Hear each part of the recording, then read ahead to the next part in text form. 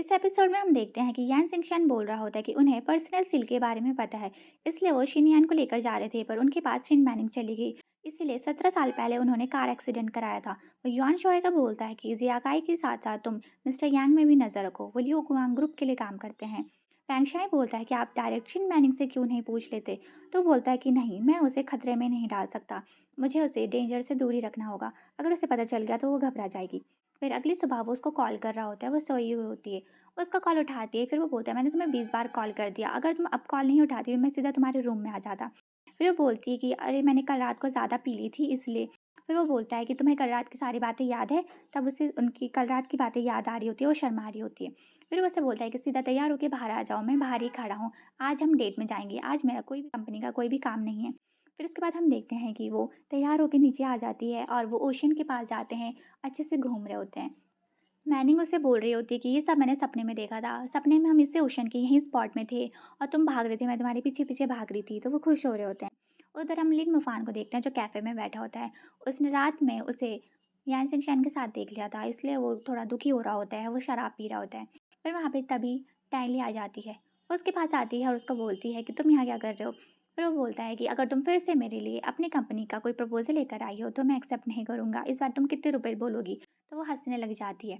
वो बोलती कि मैंने सुना तुम अपना पर्सनल स्टूडियो खोल रहे हो, तो मैं चाहती हूँ कि 3 साल के लिए तुम मेरे साथ कोलैब करो, तुम मेरे साथ ही रहो, मेरे कंपनी का जो भी सामान होगा वो सब तुम्हारा होगा।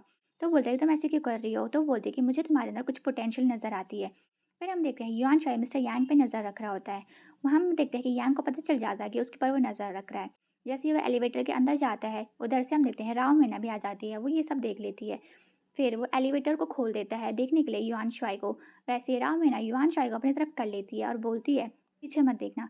फिर हम देखते हैं कि जो मिस्टर यांग होते हैं वो वहाँ से उन्हें देख के चले जाते हैं। राव मीना उसको बोलती है कि देखो मैंने तुम्हें बचा लिया, मुझे थैंक यू तो बोलो। तो युआन शुआई बोलता है कि मैंने नहीं बोला था मुझे बचाने के लिए। वो उसके पास आके बोलता है कि मैं तुम्हें आखिरी बार बोल रहा हूँ कि तुम मुझसे दूर रहो, और चला जाता है। राव मीना रोने लग जाती है। उधर यान सिंह शिन मैनिंग एक रेस्टोरेंट में बैठे होते तभी राव मीना का कॉल आता है और वो रो रही होती है। तभी हम देखते हैं कि वो बोलती है कि राव मीना तुम रो रही हो। फिर यान सिंगशन जाता है और फैंगशाई को कॉल करते हैं और बोलता है राव मीना को देख लेना, वो रो रही है, शायद वो उदास है। फिर वो उसको बोलता है कि मैं आपको एक बात बताना चाहता हूँ कि जो मिस्टर यांग है और जो हमारे जियागाई है, इनको शायद सील के बारे में पहले से पता था, क्योंकि जब शिनयान का एक्सीडेंट हुआ था उस टाइम ये लोग भी वहाँ पे गए थे, इनकी मैंने फ़्लाइट्स की टिकट चेक की है। फिर वो बोलता है कि ठीक है। फिर वो बोलता है कि शायद उन लोगों को पता है कि जो लास्ट जो पर्सनल सील है वो शिन मैनिंग के पास हो गई, क्योंकि लास्ट बार शिन मैनिंग ही शिनयान से मिली थी। तो बोलता है ठीक है। जैसे वो कॉल ख़त्म करके वापस जाता है तो देखता है वहाँ पे शिन मैनिंग नहीं है। तो वहाँ पर एक लड़की होती है, वो बताती है एक आदमी आया था और उसे लेके चला गया।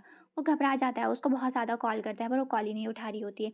तभी हम देखते हैं कि वो आ जाती है और उसको ज़ोर से गले लगा लेता है। मैनिंग उसे बताती है कि ग्रैंडपा का एक आदमी आया था मुझे लेने के लिए, मैं वहाँ पे गई तो ग्रैंडपा गुस्सा हो रहे थे। वो बोल रहे थे कि अगर तुम मेरी पोती नहीं हो तो तुम मुझसे मिलोगी नहीं क्या? फिर वो बोलती है कि नहीं ऐसा नहीं है, मैं आपसे माफ़ी माँगना चाहती हूँ। फिर वो बोलती है कि ग्रैंडपा ने मुझे बोला कि मुझे पता है कि तुम्हारे और यान्नी के बीच में कुछ चल रहा है। मैं चाहता हूँ कि अब से तुम मुझे अपना असली ग्रैंडपा ही समझो, क्योंकि यान्नी भी मेरा पोता है। फिर वो खुश हो जाती है। फिर वो बोल रही है कि तुम कॉल कर रही थी पर मैंने तुम्हें मैसेज किया हुआ था, तुमने शायद मैसेज नहीं देखा होगा। ग्रैंडपा को बोला कि वो कॉल कर रहा है, आज हमारी डेट है इसलिए मैं जा रही हूँ, मैं आपसे नेक्स्ट दिन मिलूँगी। तो ग्रैंडपा खुश हो जाते हैं।